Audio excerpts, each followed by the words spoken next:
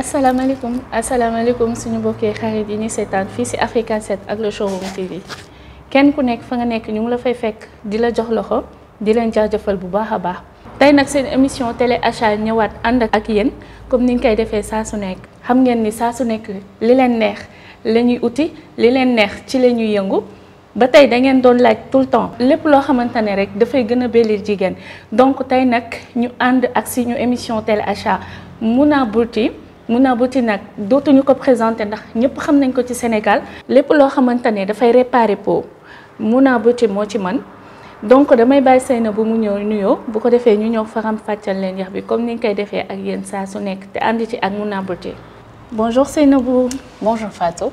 Bonjour à tous, bienvenue dans votre émission de téléachat sur Africa 7 et le Showroom TV. Votre peau est votre premier atout de beauté. Aujourd'hui, nous avons le plaisir de vous présenter Mouna Beauty, alias la réparatrice. Donc aujourd'hui, nous allons vous parler un peu plus des différentes gammes qu'elle fait et de comment prendre soin de votre peau avec les produits qu'on vous propose aujourd'hui. Restez connectés tout de suite. Plus de détails sur ces produits.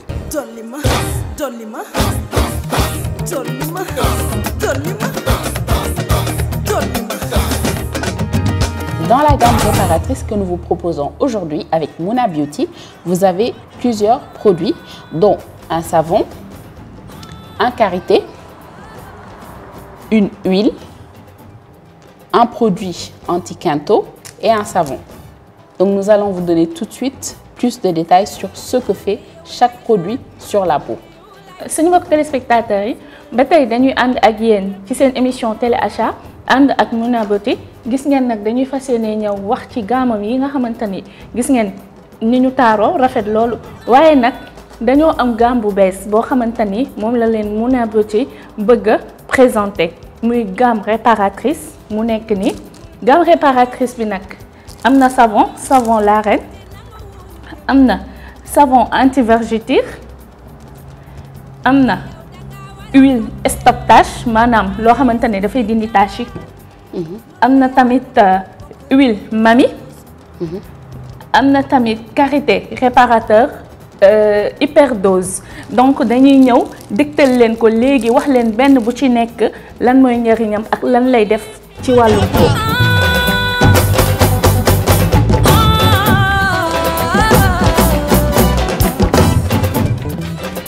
Si vous avez votre peau abîmée, vous pouvez ne pas être à l'aise quand vous sortez, votre maquillage peut ne pas bien ressortir. Ainsi, Mouna Beauty, la réparatrice, vous propose cette gamme de produits. D'abord pour enlever tout ce qui est impureté, tout ce qui est deux tons, pour vraiment se rapprocher de la perfection au niveau de votre peau. Donc, pour commencer, on va commencer avec ce savon. Donc, ce savon est un savon adoucissant, anti-vergeture. Donc on sait très bien que les vergetures ce n'est pas très esthétique lorsqu'on vous regarde. Donc ce savon va enlever carrément tout ce qui est vergeture sur votre peau. Elle va la rendre lisse, elle va la rendre unifiée. Donc c'est un savon très puissant qui va aussi réduire drastiquement l'aspect des vergetures seulement en quelques semaines. Donc voici ce savon que vous devez absolument vous procurer si vous avez des problèmes de vergeture intense. Pour hydrater votre peau, il vous faut absolument ce karité. Ce karité n'est pas juste un karité classique, il est composé de produits thaïlandais. Il est aussi composé d'huiles qui sont très bénéfiques pour la peau. Donc ce karité est vraiment un karité miracle qui vous permettra d'unifier votre peau si vous avez deux tons, si vous avez des taches tenaces, si vous avez vraiment des imperfections. Ce karité va non seulement servir à hydrater votre peau, mais également il va vous permettre d'enlever tout ce qui est imperfection sur votre peau. Donc toujours après le karité, nous allons passer à cette huile. Donc cette huile est spécialement conçue pour le visage. Donc si votre peau a été abîmée par des produits éclaircissants par exemple, que vous avez vraiment des taches tenaces, tout ce qui est lunettes, vraiment impureté, taches, etc. Cette huile est une huile miracle qui va vous permettre d'enlever toutes ces taches, de lisser votre peau, de lisser votre grain de peau, de le rendre unifié et vraiment de le rendre éclatant, brillant. Donc c'est une huile vraiment à vous procurer si vous avez ce type de problème-là. Bien sûr, après être passé sur tout ce qui est corps et visage, nous en venons à cette huile qui est vraiment spécialisée dans tout ce qui est quinto, c'est-à-dire tout ce qui est taches qui sont au niveau des doigts, mais vraiment des taches tenaces, doigts, coudes, pieds. Vraiment, cette huile va venir vous débarrasser de toutes ces taches, rendre votre peau lisse, unifiée. C'est une huile très, très bénéfique pour la peau, très puissante, qui va vraiment vous rendre à l'aise quand vous serez en public avec vraiment cette huile. Donc, toujours dans cette gamme réparatrice, vous avez aussi ce deuxième savon. Donc, ce savon également est conçu pour réparer tout ce qui est imperfection sur votre peau, que ce soit les boutons, que ce soit les taches, que ce soit tout type d'imperfection, acné, points noirs, etc. Ce savon va venir vraiment vous débarrasser de tout ça, vraiment laver votre peau, la rendre lisse, unifiée et éclatante. Donc le voilà. Donc voilà pour cette gamme. Machallah Seynabou, li nga wax ci gamme réparatrice bi amna solo lol ndax jigen bu nek bu sañon bu tëllee ñu xolat ko jigen bu nek bu sañon po moy dakk ci adina bi jigen bu nek bu sañon po bu net lay am teint bu net teint bu lisse donc Mouna Beauté dal gatcha nga la ma yow savon anti vergeture bi nak dégg ngeen Seynabou nu mu leen ko waxee lépp loo xamantani mooy rew da koy dindi ba mu set moom day réparer lépp loo xamantani day rew ba dootul feeñ. mi ngi nii ma won leen ko mi ngi nii savon adoucissant et nourrissant à base de macadamia de chez Mouna Beauté kon jigéen ñi yéen ñi nga xamantani yéen a am rew jaaxle woon yéen ñi nga xamantani yéen a am rew waaru woon naan lu koy dindi ñu bëri dañu naan rew amul dara lu koy dindi mais am na Mouna Beauté nag indil na leen ko savon anti vergeture bi da ngeen di woote ci numéro bi bu ko defee ngeen commandé ko daal di koy sangoo rek bu ko defee seeni rew daal di abal leen.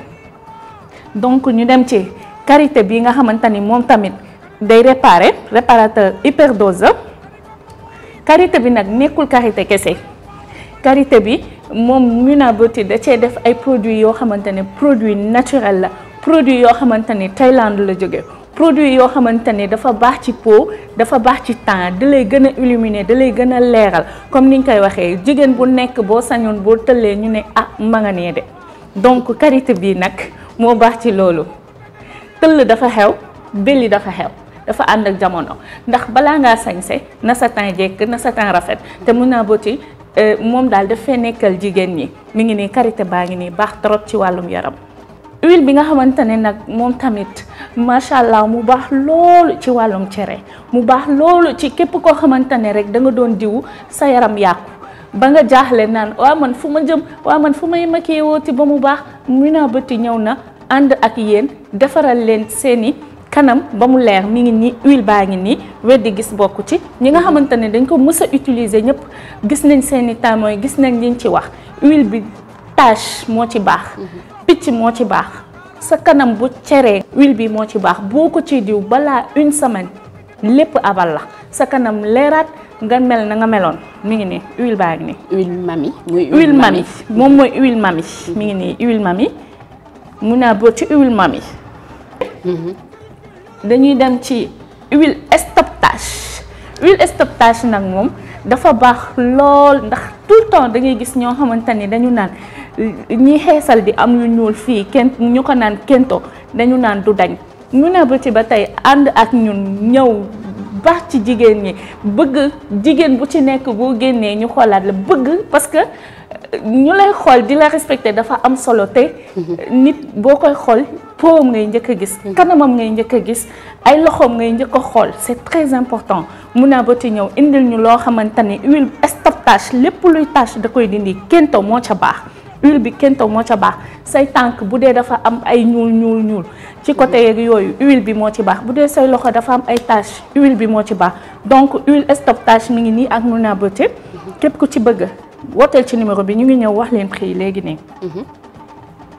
léegi dañuy daal di dem ci savon la reine savon La Reine nag mu ngi nii moom tamit bu dee da ngay xeesal nga am ay taches ba tey mi ngi nii moo ci baax dafay jël sa temps setal ko ba mu set wicc defal sa temps ba mu set wicc leeral la naññ ba yow mu mel ni bu ñuy xool lampe ni muy leeree noonu lay mel gis nga jant wi bu la nee nii ba nga koy xool noonu lay mel savon La Reine bi noonu la mel ak Mouna Beauté ngeen xale bu jigéen bi ci nekk la teint baax dafa ëpp sa teint yëpp ay set doo am benn tache ci sa yaram ak Mouna Beauté la ñuy àndal man dama koo bëgg ndax dafa bëgg jigéen ñi. dëgg na.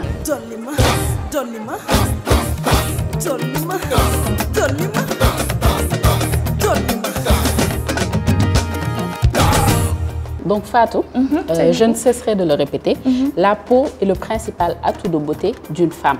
Donc d'entrée, après avoir réparé votre peau avec cette gamme, éliminez toutes sortes d'imperfections. Après avoir unifié votre teint, vous pouvez maintenant choisir quel type de teint vous souhaitez.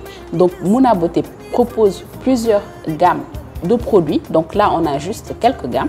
Donc vous avez la gamme teint marron.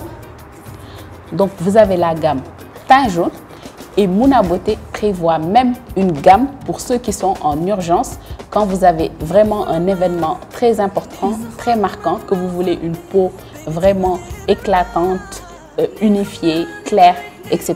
Cette gamme aussi est pour vous. Fatou.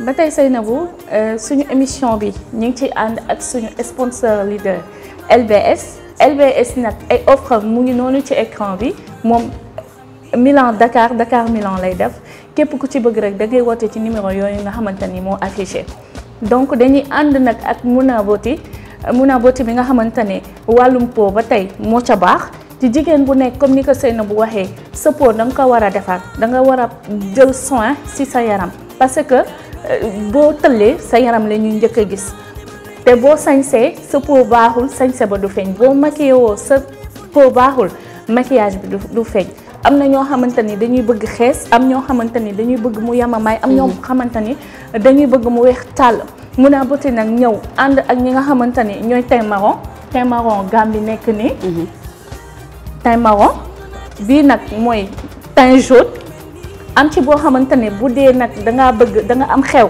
wala da nga am loo xamante ne da nga bëgg weex tàll boobu mi ngi nii te yii ñu leen fi wan yëpp amul benn boo xamante ne rek dafay yàq yaram comme réparé yi nga xamante ne dafay réparé yeneen produits yi tamit noonu la mel amul benn boo xamante ne daf lay cereel wala daf lay jox picc wala daf lay yàq. D'où son nom de réparatrice. Réparatrice. Donc on l'appelle c'est Mouna Beauté alias la réparatrice. Donc wow. Elle est là pour aider tous les problèmes de peau. Donc les produits qu'elle fait aussi sont très bons et bénéfiques pour la peau. waaw moo tax sax nag nit yi taamu ko parce que gis nañ seen ñi nga xamante ne dañuy def seen ay témoignages. ci réseaux sociaux yi. parce que publie souvent des témoignages sur les réseaux sociaux. day publier ay témoignages ci réseaux sociaux bi képp koo xamante ne dañ leen ko wax ñun dañ leen ko wax képp koo xamante ne dañuy ànd ak moom ci télé achat bi. dañuy bëgg mu nekk koo xamante ni amoo benn loo xamante ni. lu négatif la wala loo xamante ne dafay yàq yaram. lu ñuy laam-laamee daal lu ñuy laam-laamee. parce que suñu mbokk téléspectateurs yi dañu taamu émission bi bëgg émission bi ba buñ ko defee dañuy bëgg produit yi di ko jënd di ko utiliser te bëgguñu jaay kenn koo xamante ne liñ lay jaay dafay yàq sa yaram wala da koy kii. Mouna Beauté nag mu ngi noonu ay témoignages am bu leen neexee ngeen dem ci réseaux sociaux yi artistes yi moom la ñu taamu. ñëpp moom la ñu taamu. Sénégal daal waaw ñiy jaay produit de beauté bëri na waaye Mouna Beauté daal moo jël ndam bi. Vraiment, ce sont des gens qui sont très à l'écoute, que ce soit service après-vente, duñ la jaay rek bàyyi la noonu tamit. suñ la jaayee dañuy def ce suivi laaj la say témoignages et cetera. Donc dañuy def suivi dañ lay proposer tamit solution pour tout type de problème de peau. Et en plus, elle a délocalisé les boutiques. Donc elle a 4 boutiques. Les numéros sont affichés sous l'écran si vous voulez la contacter. Elle a aussi d'autres types de gammes et d'autres types de produits pour femmes. Vraiment, que ce soit tout ce qui concerne la beauté de la femme et la morphologie de la femme. Il y a également d'autres types de produits qui sont là-bas. Comme ni nga ko waxee ak Mouna Beauté mi nga xamante ni moom lépp loo xamante ni dafay taaral jigéen si lay yëngu. Institut yi nga xamante ni moom la yor muy 4 boutiques benn boo ci dem rek ña fa nekk xarañ nañ loolu ci conseil. ci conseiller la ci lépp loo xamante ni day jëm ci wàllum peau. Nous rappelons les boutiques de Mouna Beauté. Vous pouvez la trouver à Mbacké, aux HLM Grand Médine, à Mbour et à Ouest Foire. Donc les numéros s'affichent sur l'écran. Si vous appelez, vous pourrez vous faire livrer ou pouvoir vous déplacer directement jusqu'à la boutique afin de pouvoir aussi découvrir plus de produits.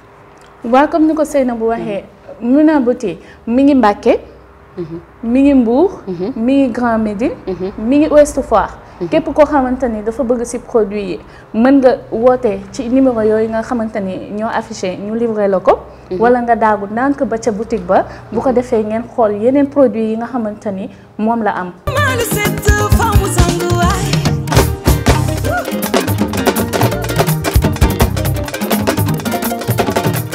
suñu mbokk téléspectateurs yi yéen ñi nga xamante ni nag yéen ñuy seetaan macha allah aw buuru këram yi ñi nga xamante ni dañoo bañ ñaareel ñi nga xam ñaareel yi nga xamante ne nag bëgguñu ñetteel képp koo xamante ne daal yaa nga ca fin ba te bëggoo beneen bu ci topp soo bëggee nag alaaji bi gën laa tee bañ a seeti keneen dawal ci Mouna Beauté yéen ba tey jànk yi nga xamante ne yéen ñuy seetaan am ku ngeen bëgganteel bu ngeen bëggee seen waaye gën leen bëgg daw leen ca Mouna Beauté ndax la muy def ci wàllum peau la muy def ci wàllum lépp loo xamante ne daal day taaral jigéen lépp loo xamante ne dafay gën a yànjal jigéen lépp loo xamante ni da lay may macha allah xam ngeen rek dañ koy bañ a kii waaw da ngeen di daw ba ci Mouna Beauté ngeen dem seeti ko ndax ay produits macha allah ay produits mucc na ay loolu képp ku ànd ak moom daal doo jël ndaare lii laa wax. Oui Fatou, donc vraiment Mouna Beauté elle est là pour toutes les femmes et pour résoudre tous les problèmes de femmes. C'est vraiment la réparatrice. Dans tout le sens du terme, c'est une réparatrice. Donc si vous avez également des complexes par rapport à votre physique, que vous voulez augmenter vos formes, vraiment, ou bien maigrir, etc., ce sont aussi des types de produits qu'elle propose.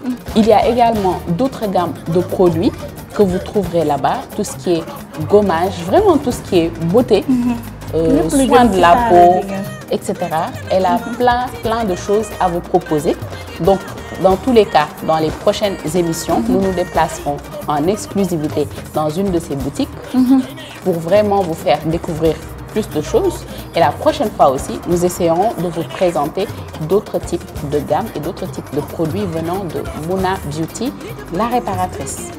mi ngi noonu Seynabou Mouna Beauty la réparatrice ci jamono yi di ñëw incha allah dinañ ànd ak yéen daagu nank ba ca boutique ba wan leen lépp lu nga xamante ni moom lay def gën leen présenter ay produits yi nga xamante ni yëpp moom lay def ndax pareeguñu ak ñoom ñun comme ni nga koy waxee rek ci li leen neex la ñuy yëngu ci li ngeen taamu la ñuy yëngu te teint bu baax dafa baax ci jigéen teint bu rafet dafa baax ci jigéen donc pareeguñu ak Mouna Beauté du yàgg dara ñu dem ba fa mu nekk wan leen lépp lu nga xamante ne moom lay def Seynabou.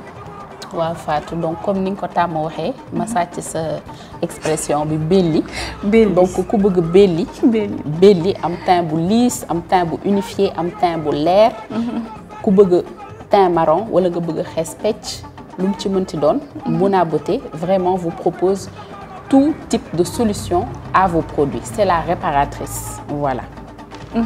Seynabou ndax côté vergeture bi man lay gën a insister. parce que la plupart da nga daan dégg jigéen ñi ñu naan rew amul dara lu koy dindi. donc Mouna Beauté am loo xamante ne daal xam na ko ci wàllum boobu indil ñu savon boo xamante ne day effacer vergeture man côté boobu ci lay gën a insister ñi nga xamante ne ndax jigéen ñu ci bëri dañuy am rew. donc xam naa ni daal dina leen arranger bu baax a baax a baax taamu leen Mouna Beauté comme ni ñu ko taamoo. Et puis Fatou, elle mélange des produits bien de chez nous, des huiles de chez nous, et elle va aussi ailleurs pour trouver tout ce qui est bien pour la peau. Par exemple, elle utilise beaucoup les produits thaïlandais, vraiment pour venir agrémenter ce qui est déjà de chez nous. Donc voici les produits, le karité aussi, on le rappelle, illumine la peau, répare la peau. Unifie la peau vraiment et adoucit la peau vraiment soo ko diwoo sa yaram dafay nooy et puis la texture vraiment c'est très bien travaillé karité bi c'est très bien travaillé xet bi dafa neex voilà une bonne odeur vraiment soo ko utiliser sa yaram dafay briller. kon Seynabou àgg nañ ci cappaandaw émission bi ak Mouna Beauté dañuy jox suñu mbokk téléspectateurs yi dig daje ba beneen yoon ci lu yàggul dara ci beneen émission ànd ceeg beneen kàngam boo xamante ni la muy def mën na doon lu jëm ci peau mën na doon yére mën na doon lépp daal ñun daal ñu ngi fi pour yéen lépp lu leen di bégal rek lépp loo xamante ne jëm na ci taaral jigéen lépp loo xamante ne góor ñi tam ci lañ bokk ndax wane woon nañ fi lu yàggul dara ay produits yoo xamante ne c'est pour homme donc lépp loo xamante ni day bégal suñu mbokk téléspectateurs yi ci la ñuy yëngu ñu leen di jox dig daje ci lu yàggul dara man ak Seynabou ci seen émission télé achat émission bi ngeen taamu ci wàllum njëg. Merci Fatou. Donc nous rappelons aussi à nos téléspectateurs qui nous regardent que si vous-même vous avez un business et que vous voulez plus de visibilité avec le téléachat, vous pouvez nous contacter au 77 933 45 40 ou visiter notre site aussi www.leshowroom.tv. jaa ngeen jëf. Merci. Merci.